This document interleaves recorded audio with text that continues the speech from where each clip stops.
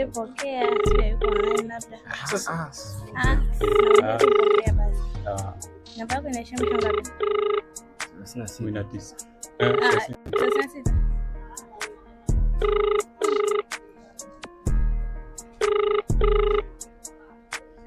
hivi wanaume sasa hivi mna nini?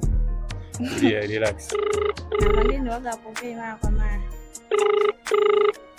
Ndo namchekia. Ngapi umesema?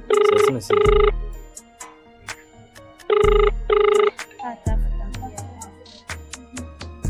Mambo apokee simu. Ngoja nimpigie tena. Nampigia mara ya pili. Nasikia namba ngeni wapokeaje. Ngoja tutest tena. Hivi kumbe hadi wanaume jamani tuna tabia hizo. Mimi sikujua. Anakupa madeni. Si ndio? Unadaiwa na sasa hivi kuna kubeti. Anadaiwa vikoba mwanaume. Oya, mambo? Fresh, uko wapi? Ya, kama ilivyo ada, si ndio mwanangu? Yaani wewe acha. Sasa challenge uko kwenda mbele. Tuna mambo mawili. Aidha tuvunje mahusiano ambayo eleweki au tuunganishe watu ambao wanaelewana, si ndio? Yaani hapo umeongea point kabisa. Sasa leo tumekutana na dada hapa, nasikia ana bestie yake.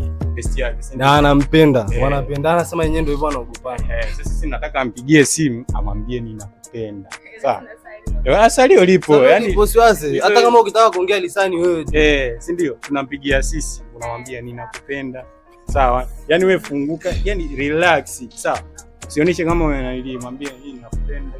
Jamani, leo nimeamua nikwambie tu kweli mimi nakupenda. Then tunataka tusikie, si ndio? Uko tayari, si ndio? Tupe namba yake. Tupe namba. Andika 06. Hadi namba zimeshikwa. Yaani jinsi gani yani unampenda mtu hadi unaogopa kumwambia. Mpaka namba iko kichwani. Jamani na dada sasa hivi jamani. Hiyo ni best yako kabisa, namba iko kichwani. Hivi kwa sababu gani mwanangu sasa tupataki bahati kama hizi? Mimi sijui hata aleka ile namba zangu. Una muda gani uko naye kwenye urafiki? Muda sana. Kama miaka mingapi? Miaka haijafika miaka, lakini ushakalile. Sema unampenda. Kama rafiki yangu. Hapana bana, hadi namba umekadiri. Unampenda. Hapana.